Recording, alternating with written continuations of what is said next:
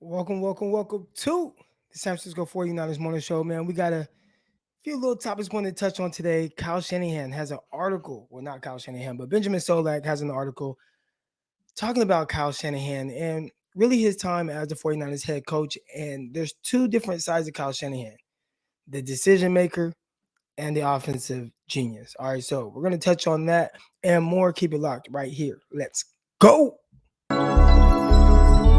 Intercepted. It is picked off by Eric Crocker. Over midfield, he'll run it all the way into the end zone. Touchdown. Cross Talk TV podcast. Peace.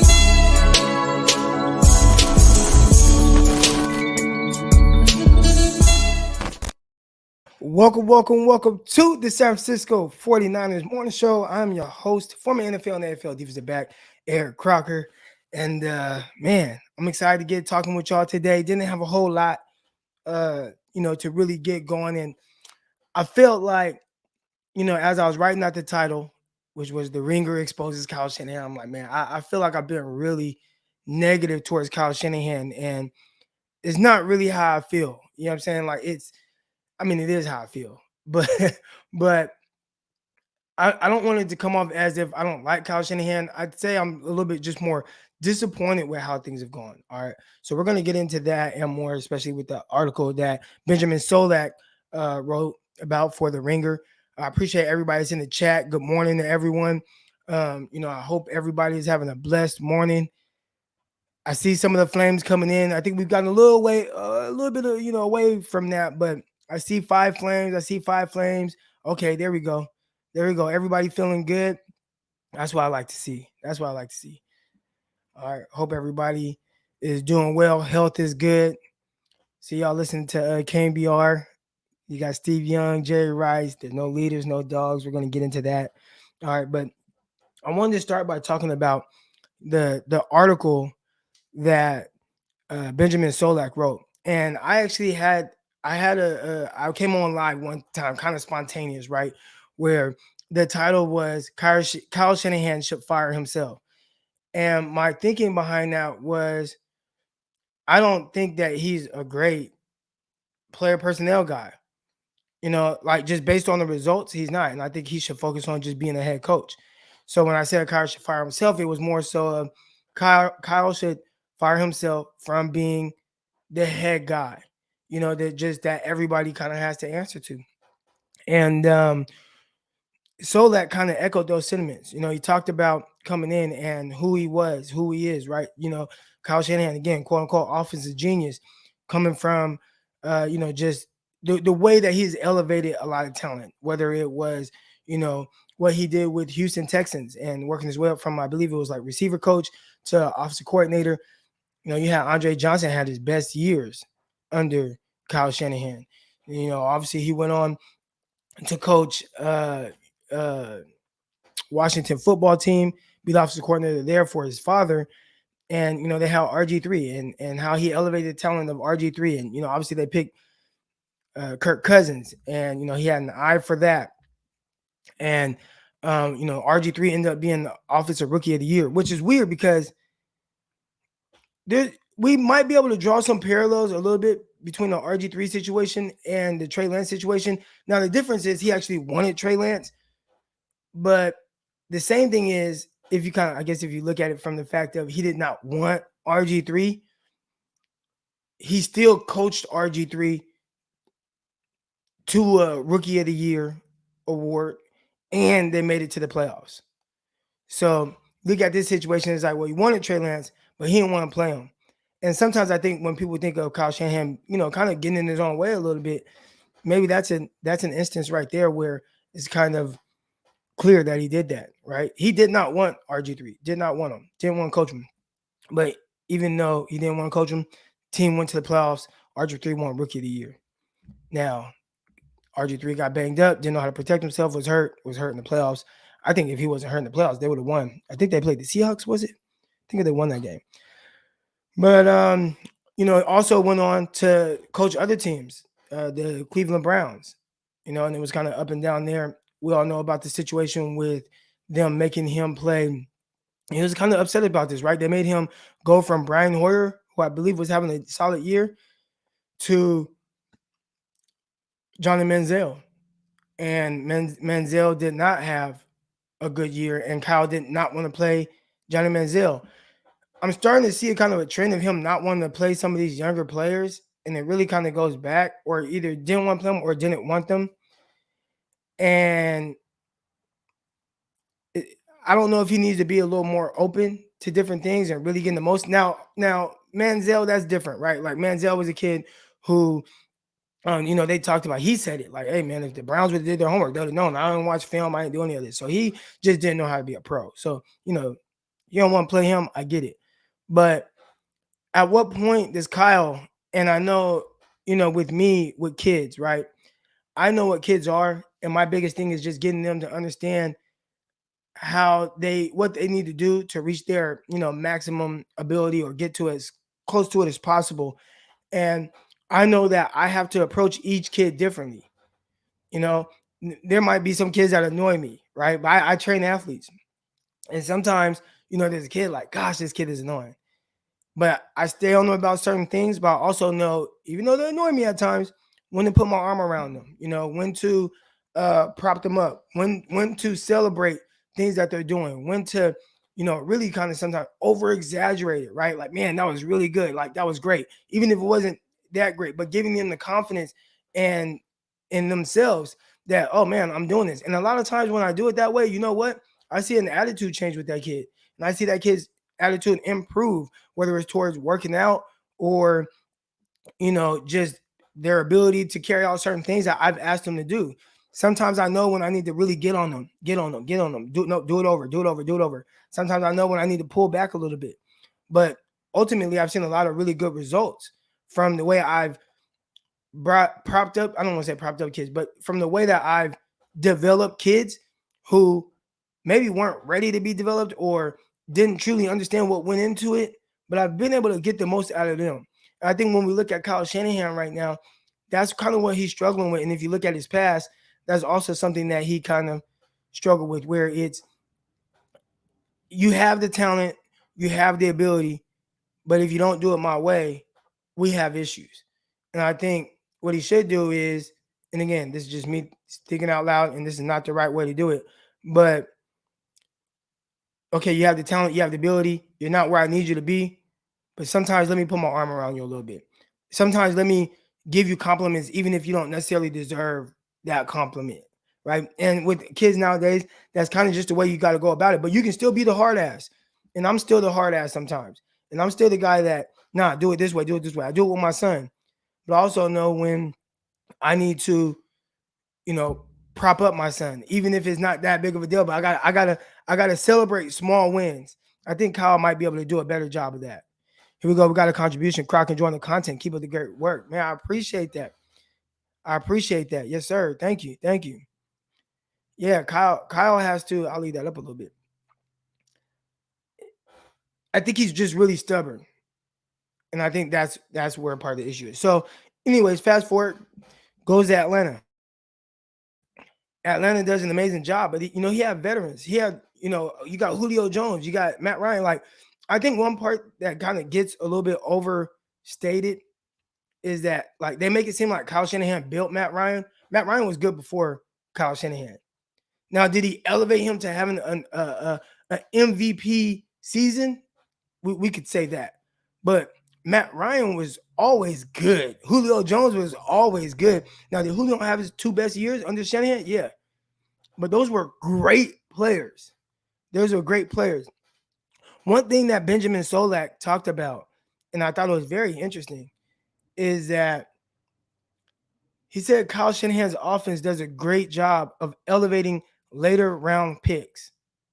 I never really looked at it like that, right? I know everybody talks about Kyle Shanahan, missing on high picks and whatnot, but the fact that he's been able to elevate either lower round picks or undrafted guys, right? And you look at the Kendrick Bourne. Kendrick Bourne had no business probably making that roster. And what I mean by that is, like, he was someone who didn't have the most talent. Was very productive though at Eastern Washington. When I say didn't have the most talent, he was a 4.7 guy in the 40. His three cone was really good. He wasn't a great special teams player. I don't even remember him really playing special teams. And typically, if you're at the bottom of the roster and you can't play special teams, you don't make it. And somehow Kendrick Bourne did. And somehow Kyle was able to get the most out of Kendrick Bourne. Whether it was threatening him a couple times, saying, "Hey, I'm gonna cut you if you don't get this together," or you would be cut if this guy was healthy. Whatever the case was, he was able to get the most out of Kendrick Bourne to where Kendrick Bourne was able to get paid from the New England Patriots, an undrafted guy that ran a 4.7 that came from a one AA school, a FCS school, who left school early and still went undrafted and wasn't a great special teamer. Everything was against Bourne, but for whatever reason, Kyle was able to get the most out of him. And it's almost like, man, like, whatever you did with Kendrick Bourne and how you motivated him, but maybe I want to say part of it is, and we do this as well, right? Part of it is when you have really high expectations for someone, maybe you're just harder on them. And you guys have always heard that, right? Where, as coach, hey, if I'm not getting on you, that means that, if I'm not getting on you, I don't like you. If I'm getting on you, that's a good thing. That means he likes you.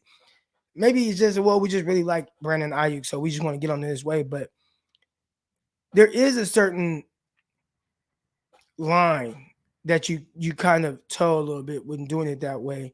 And you don't want to crush a kid's confidence. And I think Kyle Shanahan, with some of the way he's addressed things, he sometimes, it's almost like he kind of hurts people's confidence and then maybe wants to build them back up. Maybe it's not his job to build the kid up. Maybe it's their receiver, their coach, or their position coach or whatever. But another contribution here: if Shanahan is incapable of finding the balance you talk about, do you look for another head coach or go for a good QB coach who can be like that with Trey Lance? I bet there is a balance with the quarterback coach and Trey Lance right now, or within how Shanahan is, handling the situation and the coach. The coach really more times than not just kind of relays what the head coach wants. So I bet they have that really good relationship. But even then, it's and this is just life, I guess. But I'm pretty sure you guys have all been at jobs where maybe you didn't necessarily like your boss, but maybe he's not the person directly over you. And you're thinking the whole time, damn, my boss is an asshole, but maybe your manager or supervisor or whatever, they're cool. That could be the case, but at the end of the day, Kyle Shanahan is the decision maker. I don't know. The Lance situation is interesting. We're going to get to that. One thing that we did get from, here we go. Here's the best corner in your league, in your opinion. Oh, good question. I love Jalen Ramsey. I just love the way that Jalen Ramsey goes out there, the way he competes. I think it's kind of, tough to get guys with his type of size that's able to move the way he is and guard the different type of receivers he's able to guard, whether it's smaller guys, bigger guys, whatever the case is. I think Jalen Ramsey's attitude in which he approaches the game, I love it. The way he is on the field, the chippiness, I love it. Love everything about Jalen Ramsey. So that's definitely, I don't know if he's the best. I mean, but he's my favorite. That's for sure.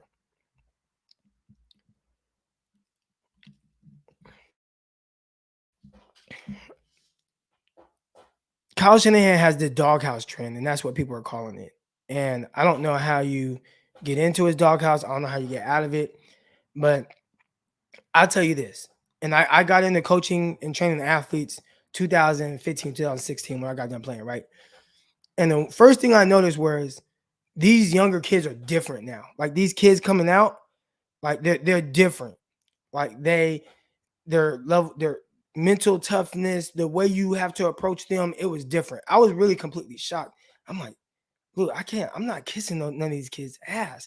And that was almost how you have to do it. Now, I still didn't kiss kids' ass. I didn't. But you have to find that balance between how you feel you should do things and what these new age kids kind of need. Right. And I see my guy Philip right here. He says they're soft. They're different. I don't even want to say they're soft. They're different. These new age kids. The things that they're into are different. Just everything about them, like it's just different.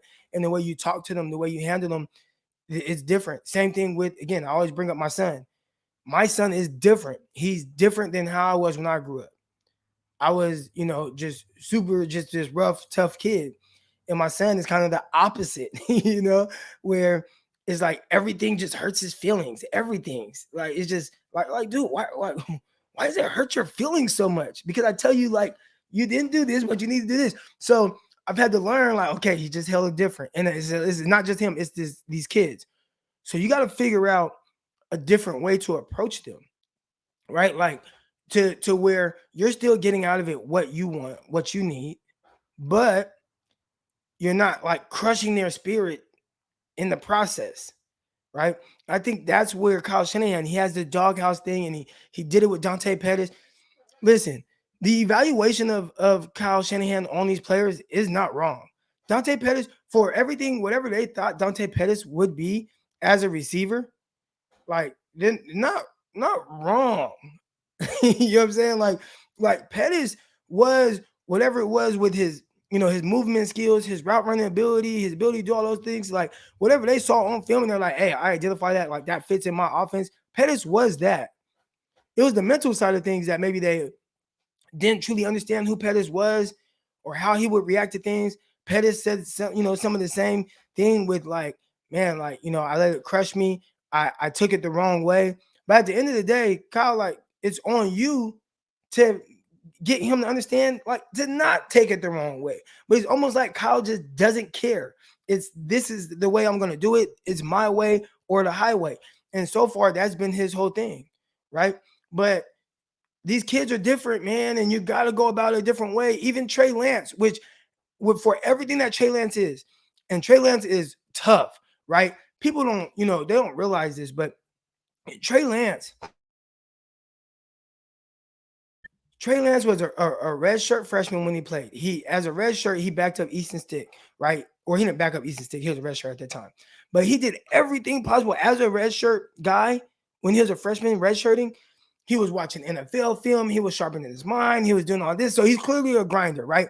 And then I think everybody just thinks, oh, Trey Lance, he went to an FCS school. So like there's no, there's no like competition, or he hasn't battled. Like, no, North Dakota State, like they are a powerhouse. They brought a quarterback from, I believe it was Iowa State. They brought a transfer from like Iowa State. And they wanted him to be the guy. Trey Lance had to beat that guy out. He had to be better than that guy. Like when teams, when these schools, oh, okay, I'm at an FCS and I get this transfer in from Iowa State, you're bringing the transfer in from Iowa State to start. You're bringing him in to start. And Trey Lance had to beat that guy out. You know what I'm saying? Like he had to go above and beyond to show I'm better than this junior or senior that you have transferring in here. And I am a freshman, a redshirt freshman with no real playing experience, but I have to figure out a way to get everybody behind me and get the coaching staff behind me to understand that, no, I'm a good, a big time talent, and I deserve to play over this guy that you're bringing in to actually play. Even though I've been sitting here, I redshirted this year behind Easton Stick, and you still brought in somebody to play over me. So Trey Lance is not this just like mentally weak guy. Right? He understands like what it takes, the hard work, everything that he has to go into it. Like, I don't think that's anything that's new to Trey Lance. But in the process, like, you still can go about a way to where even with a guy like that, because he is one of these new kids, one of these TikTok kids, and they do all the dances and all this type of stuff, they're a little soft. So as hard as Trey Lance is, as hard as he still has a side of him of just this new age generation. And if Kyle Shanahan doesn't know how to relate to this new generation of kids and how they take things, you're going to ruin every kid that just doesn't come in as what it is exactly that you want from them from a mental standpoint. And that's tough. You know what I'm saying? Like, that's tough. That's tough on all these kids. And that's going to be tough on any draft pick that he has, that if the guy doesn't come in right now with the mindset exactly how he wants, then they're in trouble. And we're seeing that with Trey Sermon, right? We're seeing that with Trey Sermon. Like, again, we went over some, like he's averaging over 4 yards a carry. Trey Sermon had almost 100 yards rushing against the Seahawks, but he can't get on the field. He can't play at all. He can't dress up. Why can't he? Because he's in the doghouse. Why is he in the doghouse? Because maybe he's not doing things exactly how Kyle Shanahan wants him to do it. Why can't Kyle, like, why can't you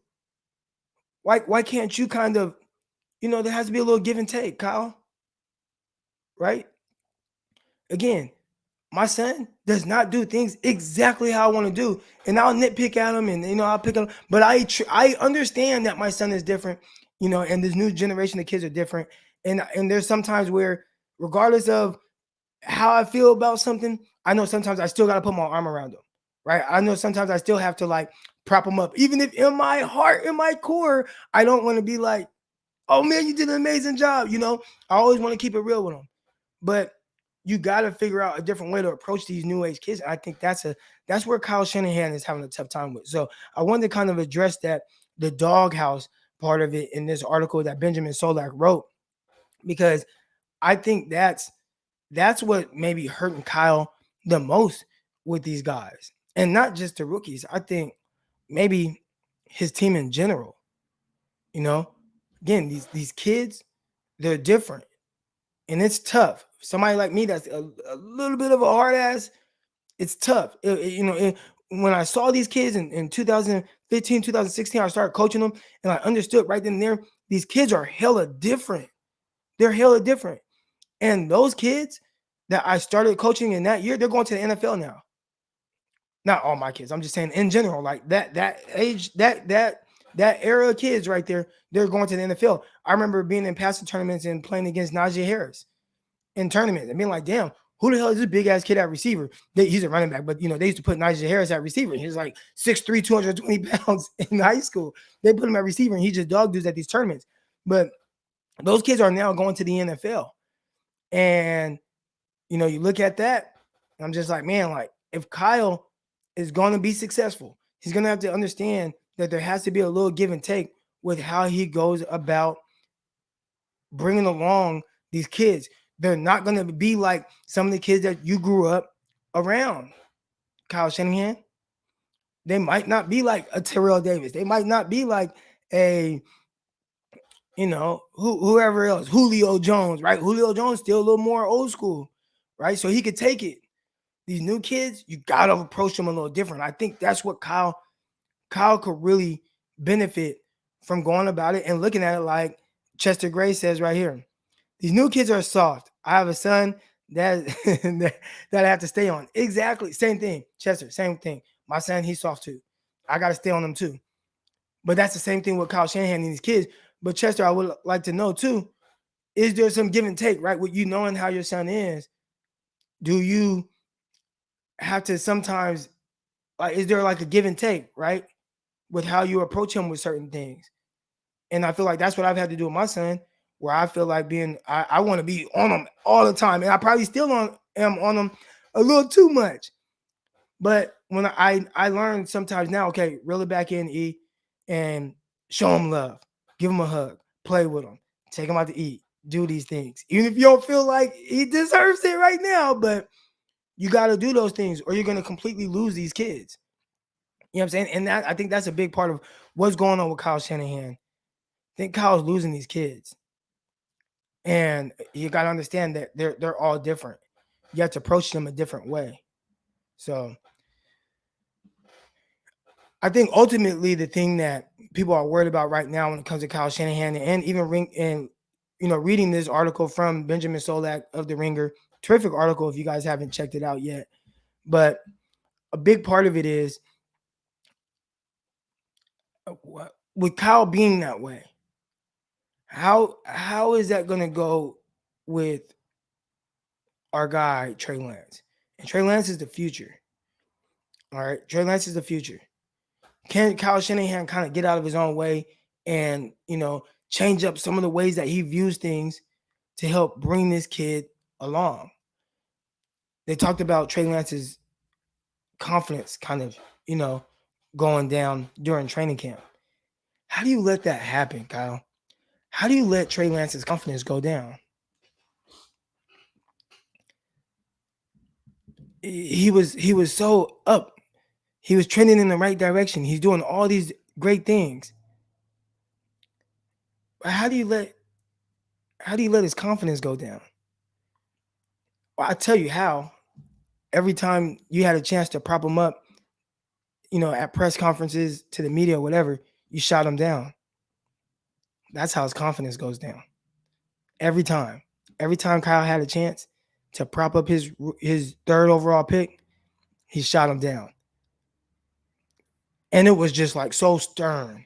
Just, well, when he gives us a better chance to win, then he'll be the guy. But right now, he doesn't. And Jimmy Garoppolo does. Boom. You know what I'm saying? Oh, well, when he did some good things. He made some throws downfield. But yeah, there's a lot of other things that he didn't do very well. Boom. Hurt him. Oh, yeah, no, Jimmy Garoppolo is our guy. I've told you guys that the whole time. Well, will Trey Lance ever get any first string reps? No. Not unless he gives us a better chance to win, which he doesn't. Like all of that, like it killed Lance a little bit. And again, I'm not saying that like you got to kiss these kids' ass. I understand it. But Kyle, you gotta realize what you're doing to these kids. They are different now. They are different. I think ultimately, as we heard from Jake Plummer talking about Mike Shanahan, that style can't wear on a guy. Now, maybe you get a guy who doesn't need that, right? Let's look at Bill Belichick and him with Tom Brady. Tom Brady didn't need that. But I would be curious to see how Bill Belichick approached Tom Brady and when he was a rookie, when he was a second-year guy. When the Patriots are coming off of a losing season with Drew Bledsoe and the lanky second-year guy comes in for Bledsoe who gets hurt and they roll with him. How did they handle him?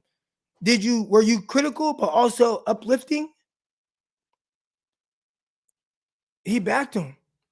And I think that taught him how to handle the situation with Mac Jones. Look at the Mac Jones situation, all right? Because we can draw some parallels here with how they handled this situation. Before I want to get into that, make sure you guys remind me to talk. Matter of fact, I'm going to write it down. Mac Lance. Coaching. All right, we're going to talk about that. Let me get to this super chat real quick. Croc, do you think Kyle will publicly shop for a QB this offseason? And what will do the Lance's? Nah, I don't think so. If he did, oh my gosh. I'll be done with Kyle. I'll be like, all right, guys, I can't be a 49er fan no more. As long as he's head coach. I'm sorry, I'm lying. I can't change that. When I was with the New York Jets, I actually had a 49ers phone case. And I had that even when I was with the Jets. I can't take that. I'm a 49er fan. I cover the 49ers. I try to be as non-objective as possible, but or objective as possible. But I'm a 49er fan. Like, I love this team. Like, it's in my veins. And so yeah, even when I was with so I can't stop being a 49er fan. But I would be highly upset. Like, what are we doing here? Like, what are we doing? No way you do it, though. You gave up too much. So he's going to try to make it work. The issue is he's just so stubborn. He's so stubborn. And I get it. I'm a stubborn person, but I got to learn. My wife is, babe, are you in there? I wish I could bring my wife in here right now. I'm in the office. She might be studying or something. I wish I could bring my wife in right now so she could tell you how stubborn I was, especially early in our relationship, early in our marriage. So stubborn. I was like this, like, it's either my way or like, man, you can get gone. Like, I was really like that. And I've had to learn. Like, I've had to learn how to, like, be a better husband. You know what I'm saying? Like, I've had to learn how to, like, take into account, like, how she feels and do things that, oh, man, I don't really feel like doing this, but my wife wants me to do it. Like, I've had to learn, like, there's a lot of give and take with a relationship. And I had to learn that, you know what? I don't got to be this hard North Stockton dude all the time. I can be a better version of myself. Like, there's a better version of Eric Crocker in there. What's the better version of Kyle Shanahan?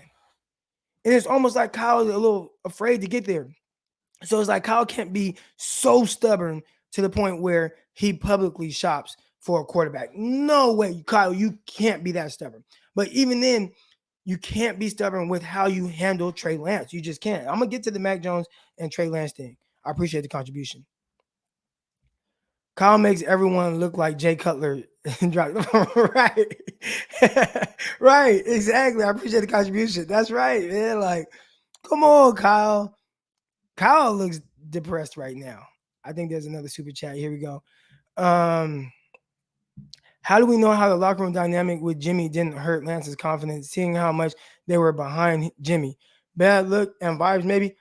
I'm gonna say this, man, and I talk about sometimes with my all right. I'll bring on Aponte. I'll send you the link, Aponte. But I talk about this sometimes with my time at the Jets, right? And I mean, this is the only NFL team I was a part of. I was a part of other professional teams with Arena Football League and all that. But the Jets, my rookie year, they drafted Geno Smith. They also had Mark Sanchez, right? And you know what? There's a way that they went about this. I gotta tie this. It's the same thing, just a different way. There was that. Like we I don't even think we felt it like that. There was Geno Smith, there was Mark Sanchez. Geno was drafted, and it's like, all right, he's a second round pick. Think Geno's gonna end up being, that's the guy that they want. Mark Sanchez was there. He was the starter. Was the guy that took them to 2 previous AFC championship games, right? What they do? They was like, oh, well, how the locker room felt. That's what I was trying to get to. We ain't care.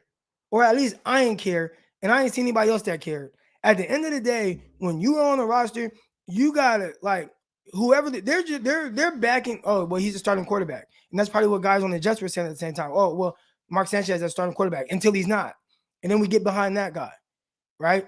Like at the end of the day, guys in the locker room, I don't think there's just this split locker room unless somebody splits it, like say Terrell Owens with the whole thing. Terrell Owens kind of split a locker room, right? With the Cowboys, with the Tony Romo and the Jason Witten thing and all this, that, and the other. Tony, I think he was in the same thing he kind of did with Philadelphia Eagles. So unless you got something like that where there's somebody in the locker room intentionally doing it, most of these guys, they don't care. They want to win. They got a job to do. They're making a lot of money. They got to provide for their families. And I think that's the part of being a professional athlete that people forget. This is their job. It's their job. When you are an NFL cornerback, it's your job. When you are a coach, it's your job. I can't worry about this other guy. I gotta put food on my plate. You know what I'm saying? I gotta provide for my family. That's the goal, not who this quarterback is. Because regardless, I have to do my job. Now, can you get frustrated with certain things? Yeah, but I don't think you're gonna get frustrated with oh, well, they drafted this guy. Hell no, man. Who is this rookie? Nah, man. Unless the rookie comes in with a bad attitude, which I didn't think that's the case with the young kid. Now I see a comment in here. Kittle definitely is taking sides. I don't think Kittle's taking sides. I think if you ask him a question right now, he can't. Jimmy, our coach has told us Jimmy Garoppolo is our starting quarterback. Jimmy has been here. Yeah, Jimmy is my guy until he's not. And I bet you this. When Jimmy is gone, Kittle is not gonna care. You look at what guys did in Kansas City with Travis Kelce and Tyreek Hill, and who they have. They had Alex Smith. Alex Smith had led them to the playoffs. He had done this, that, and the other. They won games and all that. Okay, got this young kid. That's who they drafted. That's the guy. Okay, Alex Smith, dang, it was nice, man. You were a good dude in the locker room. Awesome, great. Okay, but we got this young guy. Let's go. These dudes, they don't care. I have to back this guy. They had to back Alex Smith until they didn't. Once Alex Smith is gone, okay, it's a young guy. If Alex Smith, it is what it is. These guys,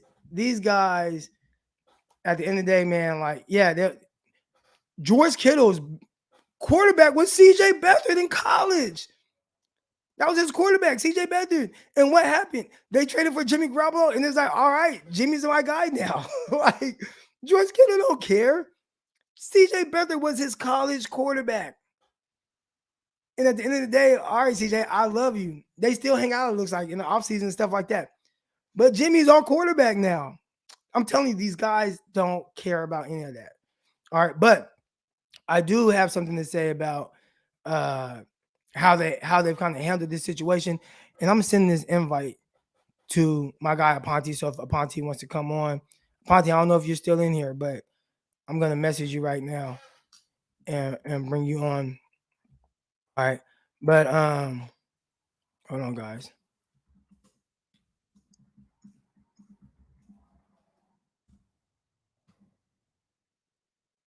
I know you guys like Aponte's insight. So here's the last thing I want to talk about on this situation and kind of how they handle situations. And we're going to talk about Bill Belichick, him with quarterbacks, Kyle Shanahan, and I'll even throw in the Geno Smith situation on how these guys handled having a young guy. All right. Now, clearly in year 2000 or whenever it was, 1990, whenever it was when the Patriots were, drafted Tom Brady. All right, I got my guy Jason. I'm gonna bring you on in a second. Jason, let me get this stuff off. So when the Patriots brought on Tom Brady, they drafted him 6th round or whatever it was, 7th round, whenever it was. What did they do? Okay, you can sit. You're a 6th round pick, whatever. They noticed, okay, there's something there with this guy, right? Started off as like the 4th string quarterback, worked his way up. They had our guy Drew Bledsoe, who some of you guys are young, but Drew Bledsoe was good. Like Bledsoe was like the man. Matter of fact, Bledsoe took the Patriots to a Super Bowl previously, lost to Green Bay, but Bledsoe took the Patriots to Super Bowl. At this time, you got Belichick. And I'm going off of memory right now. I was a little young, but I'm going off of memory. I remember Desmond Howard doing his little dance into the end zone, all that. What was that, 1996? Was that? So I was young, but I was a football head, so I still remember this stuff. All right, but Desmond Howard returned. You had Brett Favre, who kept killing my 49ers. Anyways, they played in the Super Bowl. They won. They beat the Patriots. I believe Bledsoe was the quarterback. Anyways, moving forward, Bledsoe, still the guy, but, man, not winning as much, right? So what they do, they drafted Tom Brady, wasn't in the rush to play him, and somebody said first $100 million player. There we go. Yeah, Bledsoe is the guy. The young guy sits for a year, right? But you get to sit when you are a 6th round pick, and there really aren't the high expectations. You got Drew Bledsoe as a starting quarterback. All right. Bledsoe gets hurt. They put in Tom Brady, and they roll with the rookie. And that was the change in the guard there, right? And it wasn't this prolific Tom Brady that we're known to see today, right? I mean, it was this young, inexperienced guy who just had this edge about him and this extreme work ethic. And they put an offense around him, like didn't ask him to do a whole lot. You look at some of those years, his numbers weren't like great, right? It was just like manage this. Sounds like a current situation that they're in right now, right? But you looked at how he handled that situation, and then they end up ultimately getting rid of Drew Bledsoe. All right, Tom Brady was their guy from there on out. All right, now let's fast forward to 2019. And again, I go back to that. 2021, excuse me. Go back to those years, and somebody said 16 TDs, 12 INTs, I think. No playoff TDs. That's Tom Brady, his first year. All right, not crazy. And he came in rather early in the season, maybe 3 games in or something like that. It was really early. I remember when Bledsoe got knocked out. All right, so fairly early. Now, I wonder how Belichick brought Tom Brady along. How did he instill the confidence in him? We know the kind of hard ass that Belichick is, but how did he bring? That's what I want to know. Like when he was young, how did he bring you along? Did he prop you up sometimes? Did he also coach you up, which we know that he's gonna do, right? We know he's gonna. Okay, hey, you gotta, I need you to do this. I need you to do that. But even when he just showed the slightest of improvement, put his arm out. Good job. Good job. Give this kid confidence. And also, we know the type of hard worker that Tom Brady is. So maybe he didn't need a whole lot of encouragement. But, and again, people were different in those days. Fast forward to what we're seeing now, right? And we're going to talk about the differences with how Kyle Shanahan has handled this situation as opposed to Bill Belichick, who's the seasoned guy, who is the hard ass. Belichick, they draft Mac Jones, right? The moment that it looked like Mac Jones was remotely ready, and people keep saying, "Oh, Mac Jones, he just beat out Cam Newton, beat out Cam Newton." Cam Newton, the game so he got released one day, whenever he got released after the whole COVID thing. But the game before that, right, when the actual last time that we saw Cam Newton play, He completed like 10 of 11 passes. A touchdown, was sharp. He was executing. He was doing all the, like, he looked good. But they also said, you know what?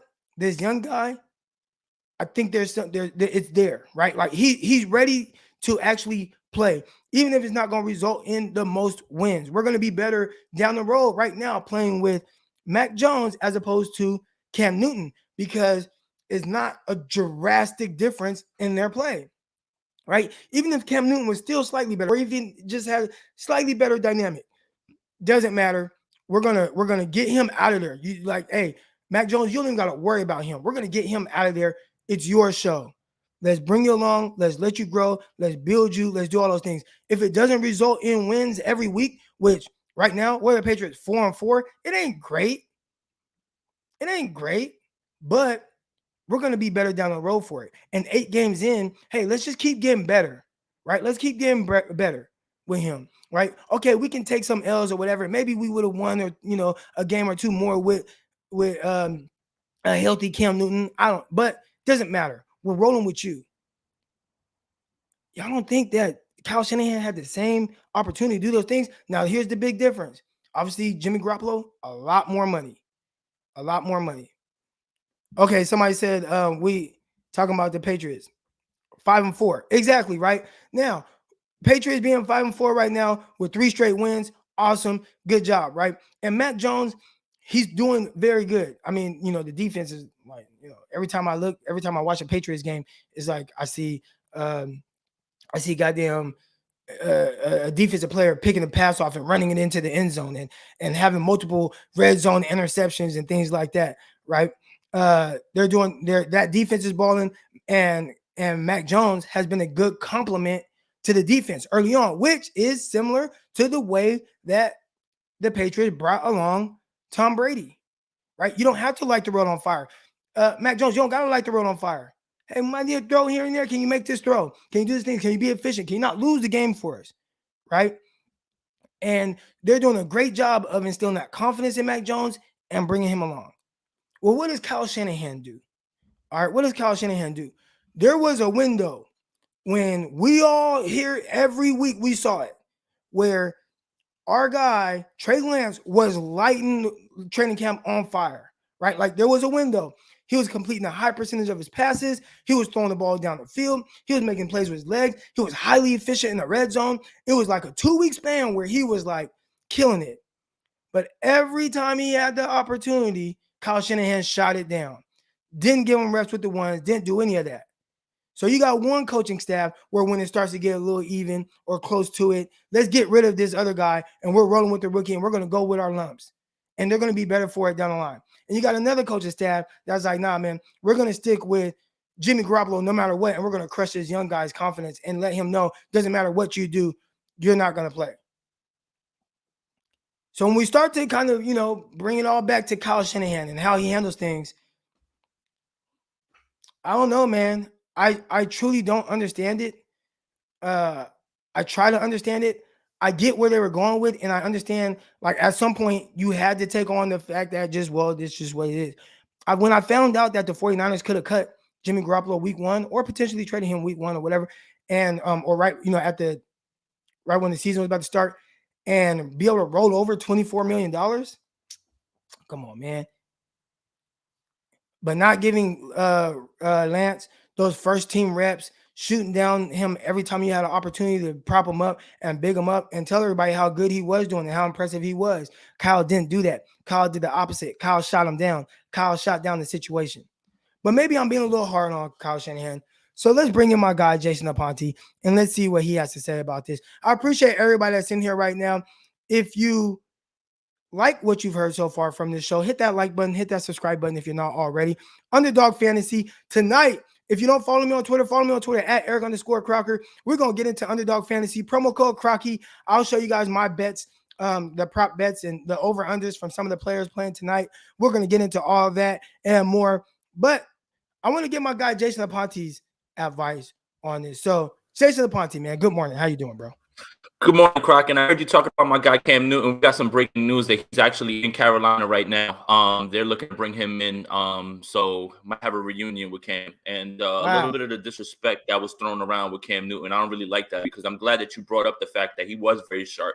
And people make it seem like Mac Jones did beat him out. But it was more about, at that time, Bill Belichick prioritized two things. One, you can't really take a chance with Cam right now because of what was going on with COVID. And then two, it's like, man, let's just give the rookie reps. And I'm glad you talked about how Brady started, right? Because it was defense and it was very much just, don't do anything to blow the game. That's what Mac Jones is doing right now.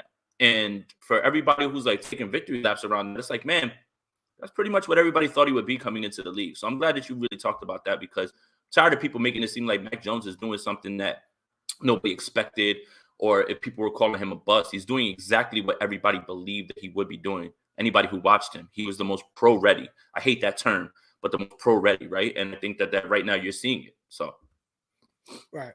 Now, what do you think about how like the 49ers have handled this situation with Trey Lance? And I came on yesterday and I talked about how I feel like they've made it even more difficult, and not just for Trey Lance, but for Kyle Shanahan as well, because the season hasn't gone the way they wanted, even with him having a guy like Jimmy Garoppolo at quarterback who he was expecting to win games with. 49ers are 3-5. And I almost feel like right now, if Kyle Shanahan goes to Trey Lance, people are going to expect him to be the savior and salvage this season. And it's like, if you were 3-5, if you started the season 3-5 with Trey Lance, but you're seeing things. I mean, look, what was your tweet about Justin Fields after the game? I saw your tweet like the next day after the game. What'd you say? right, like if you're a Bears fan and you woke up Tuesday morning, you feel like you won the game. Even if you lost the game, you saw the glimpse, right? And if you start Trey Lance week 1 and you're 3-5 and you see progression, this fan base would be much more at ease right now. And that's the problem. You're in no man's land right now, and the kid's not developing. And I feel like it's unfair because Trey's going to have those unfair expectations that you talked about, right? He has to immediately come in and step in and play well. Look, Justin Fields, and we talked about it the last time we were on here. Justin Fields did not look good the first few weeks. It looked very bad. Like, remember what was it? 1 passing yard or something like that? Like, it was very bad. He netted 1 passing yard. He got sacked 9 times. The big issue was everybody was saying, well, he held onto the ball too long in college. He's doing that as well in the NFL. Everybody was really down on him. And I will also say that Fields has not lit the world up, but he has shown the talent, the ability to do the things that you thought he would do. And people are extremely encouraged by that. You know what I'm saying? When I look at Trey Lance, even in the first game, like he's only had 1 game and people are writing him off already. I'm like, dude, his 1 game was more impressive than everybody not named Mac Jones, right? And you expect him to improve each week, still have some downs, still have some ups, but he hasn't even began to really show you exactly what he could potentially be because he's only been able to play 1 game and people are already like, oh no, they should have drafted this guy, drafted that guy, and it's like, dude, like let this guy play who was not bad. Like when you talked about some of these other guys' performances, like I looked at Zach Wilson and I looked down. It was third quarter in the game. He had 4 interceptions and 4 completions, and it was in the third quarter. Like you said, you talked about Justin Fields and his netting 1 yard in an entire game, 1 yard passing. What the hell? I've never heard of that, right? These guys have been able to have their ups and downs, and they're able to play through it and build up some momentum of how well they can play. And I feel like Trey Lance has kind of been robbed of that. Absolutely. And you're right? Like we talked about it too. The way he goes through progressions for a guy who's never really played, he actually does it. He does it, much better than you thought that he would at this point. I kind of wanted to touch on what you were talking about in camp, right? Because I was at camp every single day that it was allowed for people to be there, right? And you and I talked almost every single day. And I almost want to like go back to the conversation we had like on day 3 when you were like, all right, talk to me. And I was like, bro, it's over. Right? I told you, I was like, it's over. Yeah, I was like, it's over, man. There's no way that this kid's not going to win this job, right? So what happened, right? Like what happened? So I think a little bit of what happened was, and this is going to probably lend a little bit more to the whole crush his confidence thing. Trey Lance was doing things that, Mike Silver and NFL Network, right? Nothing against Mike Silver, but for him to talk about what happened in camp, you were there 1 day, bro. You were there 1 day. I was there 2 weeks. Stayed away from my family on the other side, and I was there every single day. Made a report every single day. What happened is that when things were going right with Trey, all of a sudden he tried to like make him do things that he wasn't ready to do just yet or not good at. And what I mean by that is the NFL Network people show up, he unleashes the zone read. Everybody loses their mind. And they're just like, look at this. And then the next day it's like quick dropbacks, short throws, intermediate, like, like that same sort of offense that Jimmy Garoppolo was running, right? Now, for me, I don't know better than an offensive coordinator or, a genius or a head coach like Kyle Shanahan. And I understand you want to work on those things, right? But it was kind of odd to me that they would kind of put him in a position where he's going to struggle doing those things in a way that you can say, all right, now look, he's not doing this well. It's time to just go back to Jimmy. That's where I have a little bit of an issue with what happened in camp. Again, I don't know what the plan is, and maybe there is some grand plan with Kyle and everything as well. But to make the kid do things and almost put him in a position to fail at it is almost the way that you can say, okay, now look, here it is. And now look, Jimmy Garoppolo could be there. So look, no disrespect to Mike Silver, but you were only there for one day. How do you know what happened, right? Unless somebody's telling you something. So like in that way, I kind of feel like sometimes the stories from these people, obviously they have great credibility. Mike Silver is one of the most respected guys. But how do you know, man? Like when I was there, the kid was lighting it up. I promise you. I talked to Croc on the phone, and I was like, "It's over, man. I don't see how this kid is not going to take this over." And then as we talked throughout the days and our conversations, I'm just like, "Yeah, high throws. Yeah, like they just were running the ball with him, second team reps. Never really felt like he got a fair shake with the first team or ever really got a shot to really, really compete for any sort of quarterback competition." With Mike Silver, it was. This is what he's hearing. Like someone told him this. So I don't even think it's necessarily with him being there that he's hearing like, oh, he kind of lost his confidence at some point talking about Trey Lance. I think somebody told him that from inside the building. So if that is the case, again, how do you help that? It helps when you do what the Patriots did. They got rid of Cam Newton, right? And Cam Newton said it. Like, he did that little interview with his dad. It was like they had to have me going because Mac Jones couldn't have me behind him. You know what I'm saying? Like Mac Jones couldn't have me behind him because he's too like polarizing of a figure. And Mac Jones would be looking over his shoulder. And that's some of the things that could kind of hurt your confidence as a young guy as well, kind of afraid to make mistakes. And I think if you want to talk about how they're bringing along Trey Lance, depending on what it was that they saw. Again, if it wasn't for what we heard was coming out for the first couple of weeks, if it wasn't for that, then I don't think anybody would be talking about this. But the fact that you saw all the things you saw and there was so much excitement and the guys like Mayoko and all these other guys propped up this rookie so much on how he was playing. When you look at that, that's when it's like, okay, what can we do to take this to the next level? And you talked about some of the things that Jimmy offered. No, do the Jimmy stuff. Do that. Improve on that. But let's not deter, let's not go away from that. Let's continue to build on that.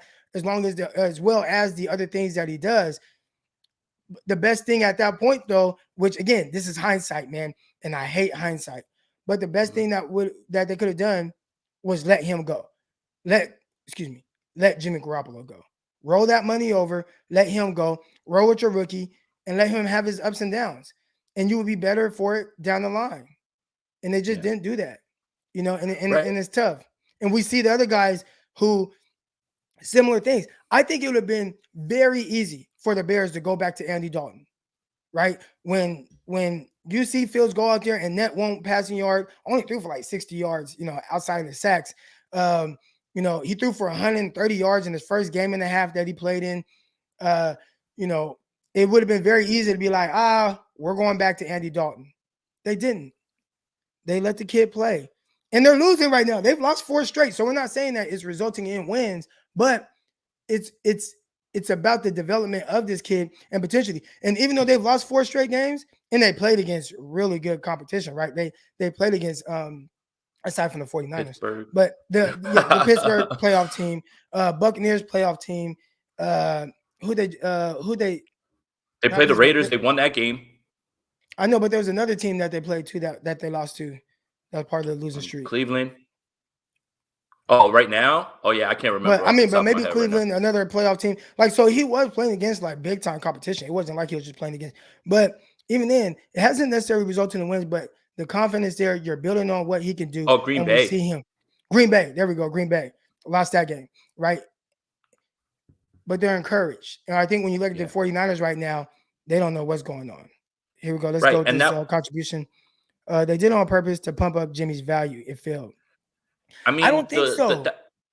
I just think that Kyle Shanahan kind of mismanaged this in this way, right? And I think it's a little bit of an old school mentality that's kind of played out in terms of, oh, you got to sit the rookie. You know, you can't play him in year one. Hey, man, ask Cincinnati how they feel. Obviously, Joe Burrow was somebody who played college football, was a little bit older.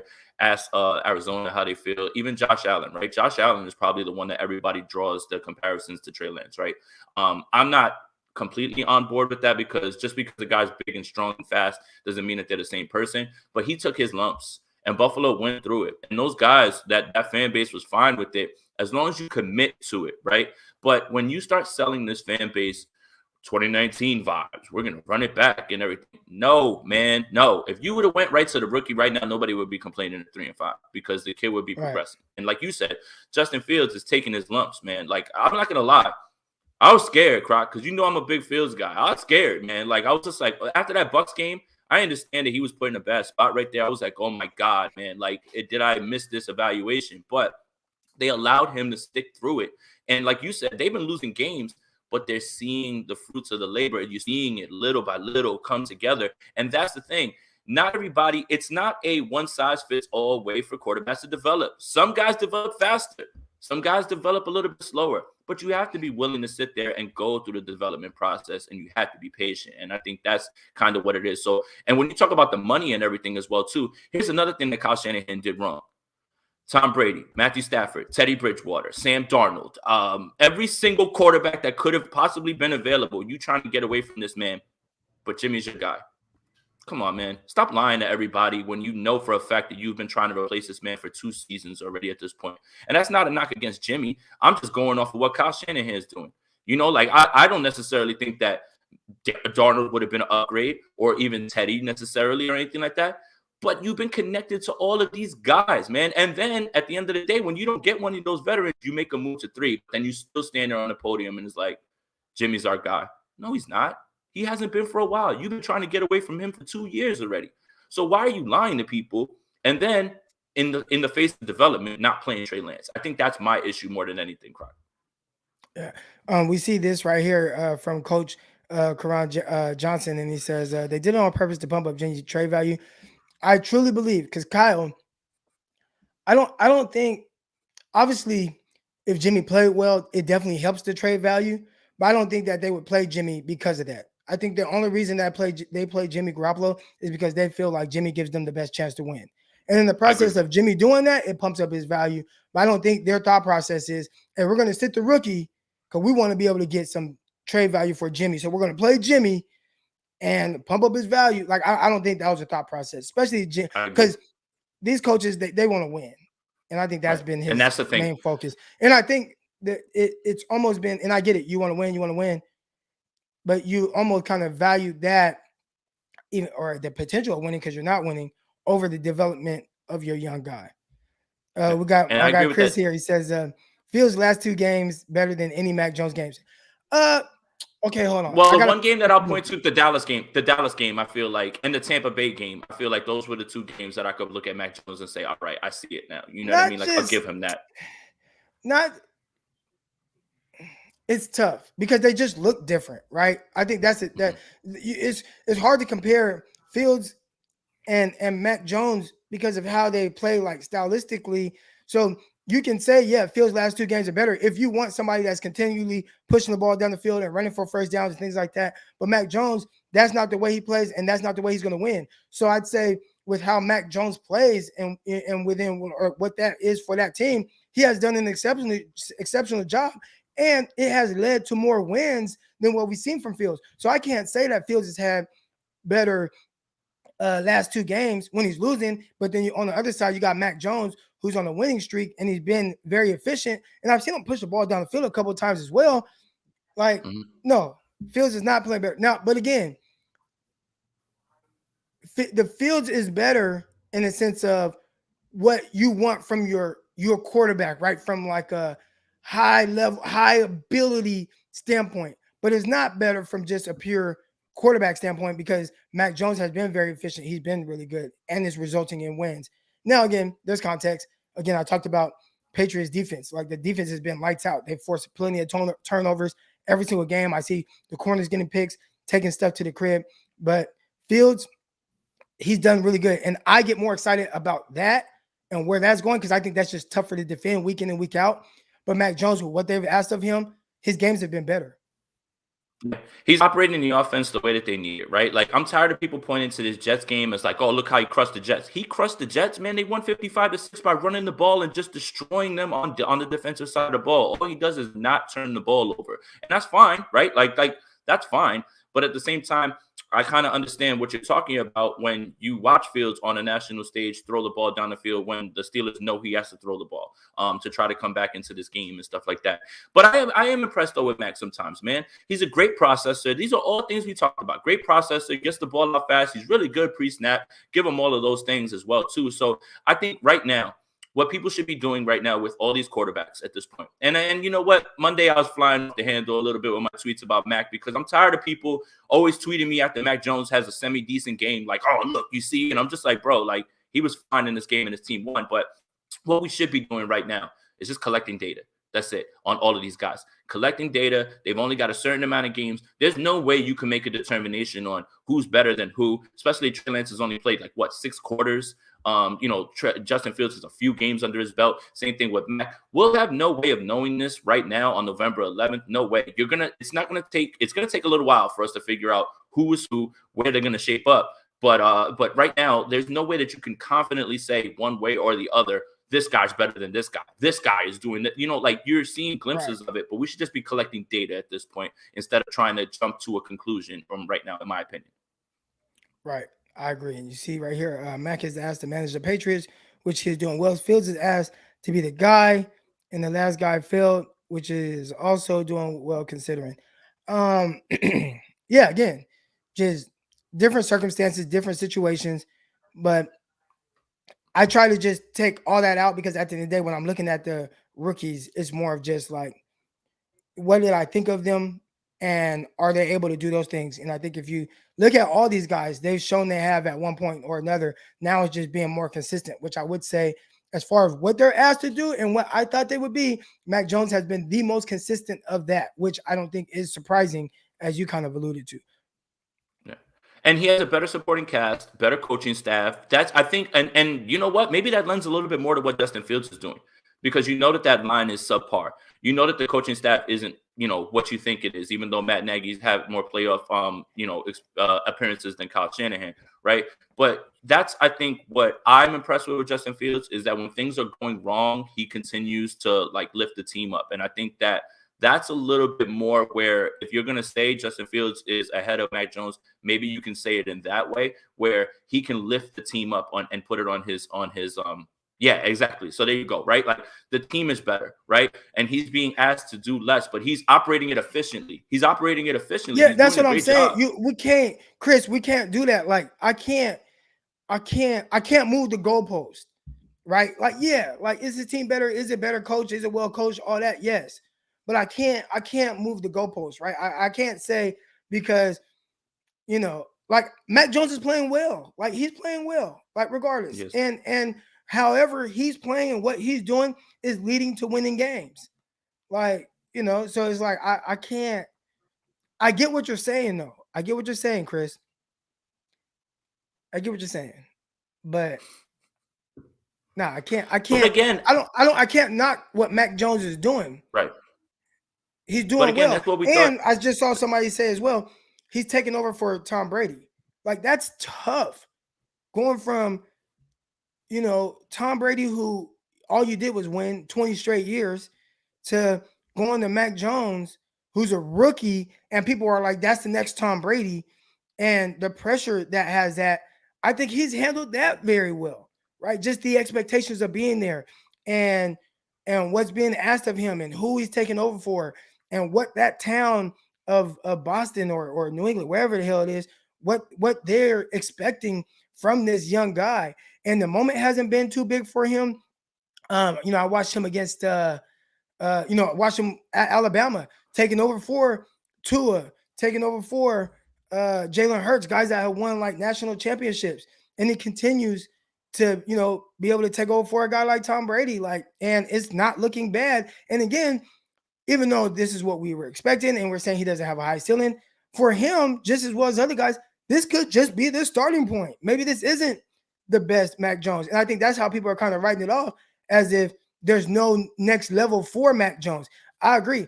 I thought, he's more than likely going to be a Kirk Cousins. There's a chance he can be better than that. You know what I'm saying? And right now he's showing, hey, where I'm starting at, I'm at a good starting point, regardless of if my team is good and all that, whatever. He's doing what he's supposed to do. So, I don't want to knock the kid. Yeah. He said he's not moving again. Fields does that more. He does. And I don't think anybody would dispute that, right? No, I mean the talent is different. Like, it's absolutely different. One's faster, one's bigger, one's stronger, one has a better arm. That's all there. Like, that for a fact, right? But again, I just wanna say, like, as much as I love Justin Fields, we should just be collecting data at this point. That's all we should be doing at this point. And I think that a lot of what Matt Jones is doing is what we thought he would be doing.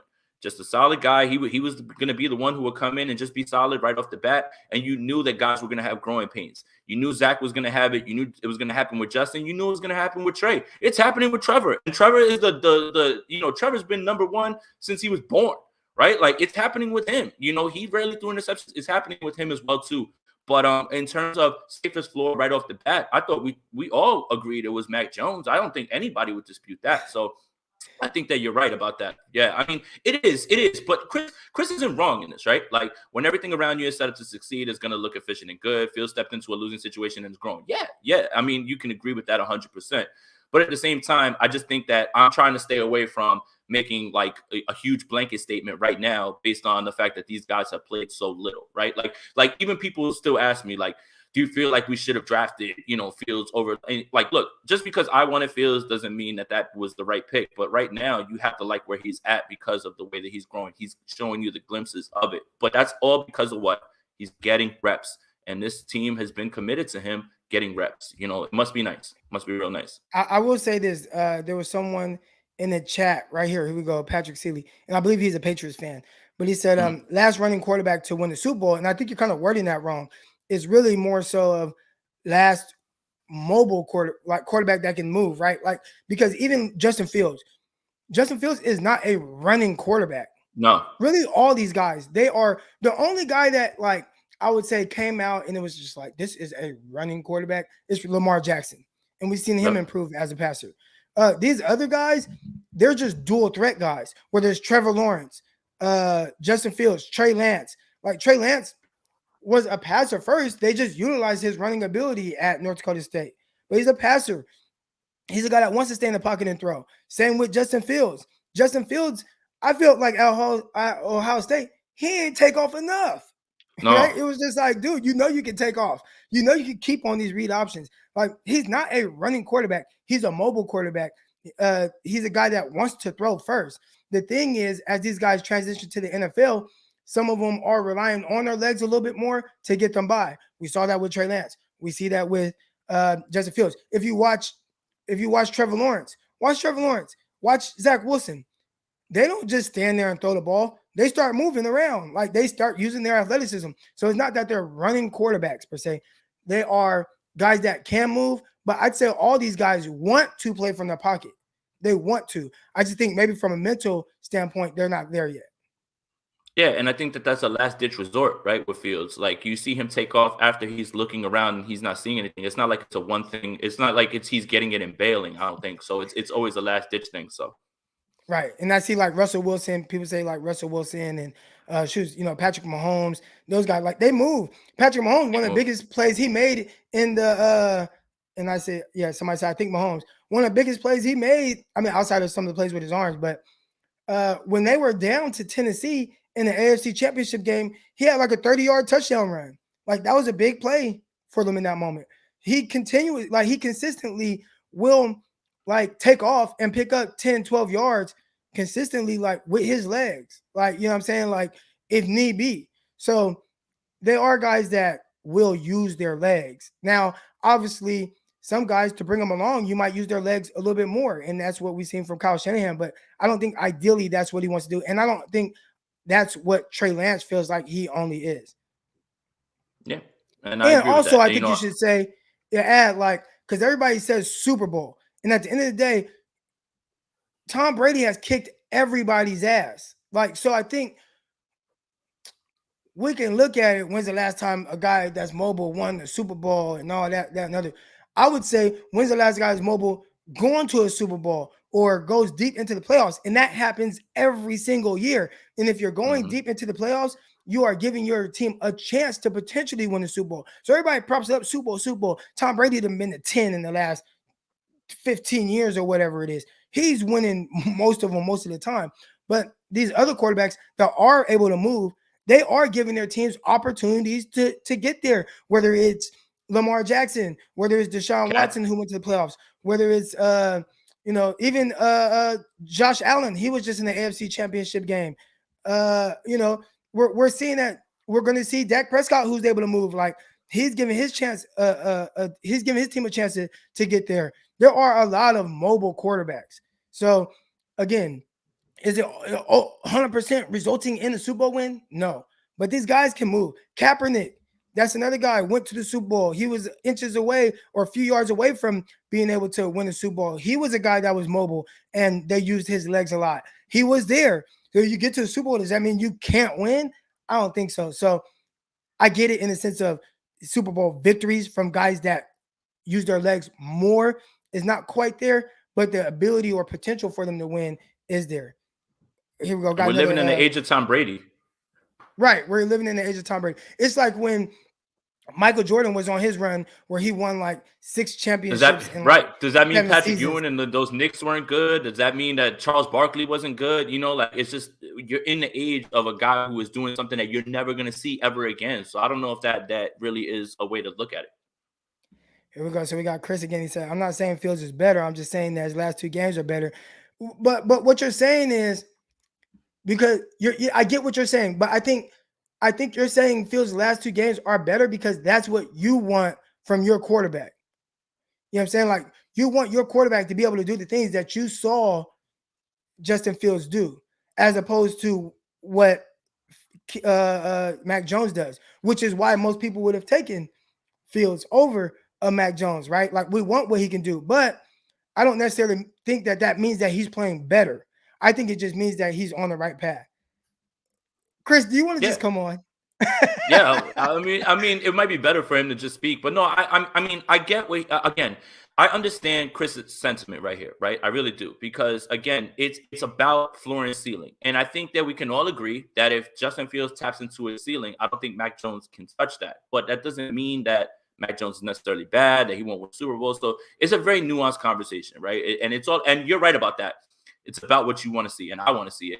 That's what I want from my quarterback. When things are not going right, can you lift it up? Can you lift the team up, right? Like a lot of what Mac is doing right now is in structure, is in structure with what they did. And they have good coaching over there, man. It helps, it definitely does. But to discount what Mac Jones is doing would be silly, even if I love Justin Fields and everybody knows that. So, it's a great conversation because it's about how much coaching matters, how much structure matters, as opposed to can you overcome those coaching deficiencies? Can you overcome roster deficiencies and lift your team up? And I think that's kind of where Chris is at with it. I think he feels like Fields has a chance to carry his team further. And if he's asked to do that, then Mac would. But clearly that's not resulting in wins yet. So I can't say that it's better than what, so that's all I'm saying. And also there is a quarterback, a mobile quarterback that won two Super Bowls. And we don't look at him as a mobile quarterback, but because of him being old now and how he moves. But if you go back and you watch young Ben Roethlisberger, watch him at Miami, Ohio. Ben Roethlisberger was taking off. His big ass was moving. He was getting up out of there. He was running. He was picking up plays with his legs. Like he was doing all that. So I know a lot of people don't look at it like, oh, mobile quarterbacks win Super Bowls, all that. Somebody said Elway. We know that Steve Young. Like, nah, there are guys that have been able to move. I think guys right now are naturally just a little bit more athletic. So when you see a guy like Mac Jones. And I saw somebody say, well, Mac Jones, he ran 4.78. People act like he ran slow. He did run that at the pro day. So is not quite the same. You know what I'm saying? Like it's inflated a little bit, just like a lot of these other times. And also, I'm bigger on just your actual like play speed. Because I say if Trey Lance run a 40 time, I don't think it'd be as fast as people think, but he is mobile. He's just more athletic, right? Same with like a Dak Prescott. Dak Prescott, I don't think he ran a blazing time. I think he was like a 4.8 guy maybe or around there.